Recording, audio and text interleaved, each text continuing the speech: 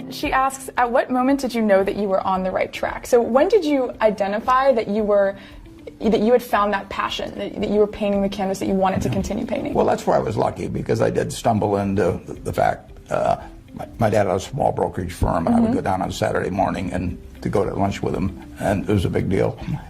But in the morning when he worked, I would read the books there, and so I found it very early.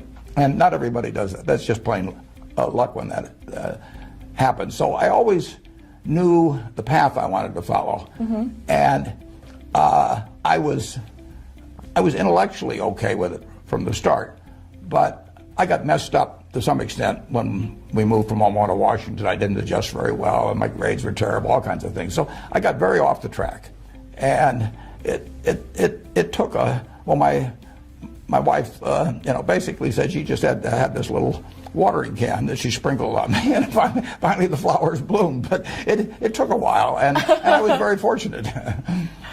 One of our members is actually asking as a follow-up question.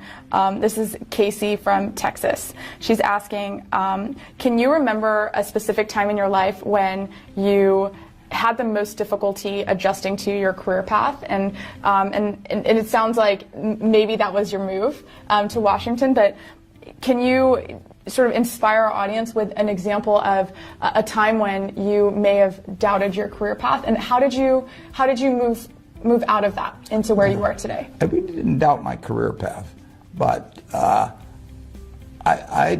was not functioning well. I was okay in some respects, but not in other respects. And I was terrified, for example, both in high school and college. I don't know when it started, but I became terrified of public speaking.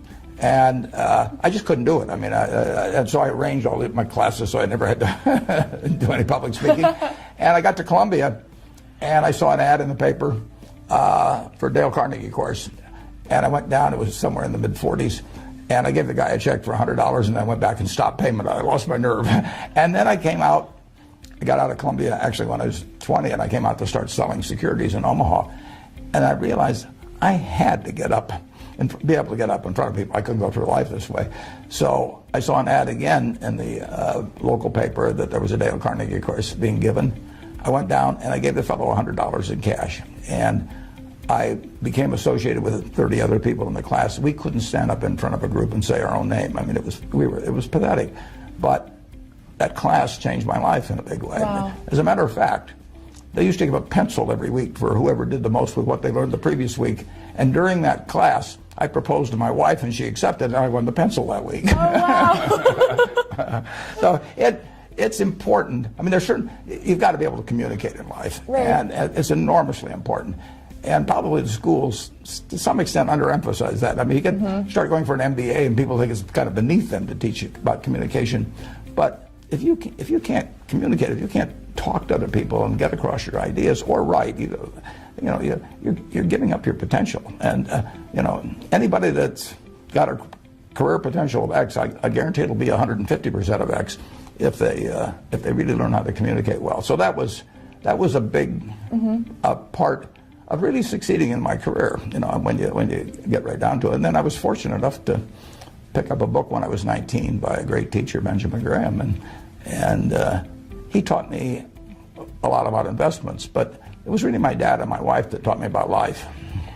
So is your number one, so multiple people, including Devin here from Charleston, asked, what's the one piece of advice you would give to a fellow introvert? And we talked a little bit before this about the fact that this is not in our either of our comfort zone as fellow introverts. Yeah. So would your advice to a fellow introvert be to just sort of confront that fear, go to a communication class, and just practice out of the fear? You have to do it. I mean, you have to do it, and the sooner you do it, the better. I mean, it's so much easier to get the right habits when you're young than work later on. And I mean, I think they have Toastmaster clubs. I don't know what they all are, but if they're to get over fear of associating with people, you got to go out there and associate. And it's painful. It's very painful. When I finished the Dale Carnegie course, now I'm 21, proposed, got accepted, and everything, but I was very worried that I would lapse back like I was before.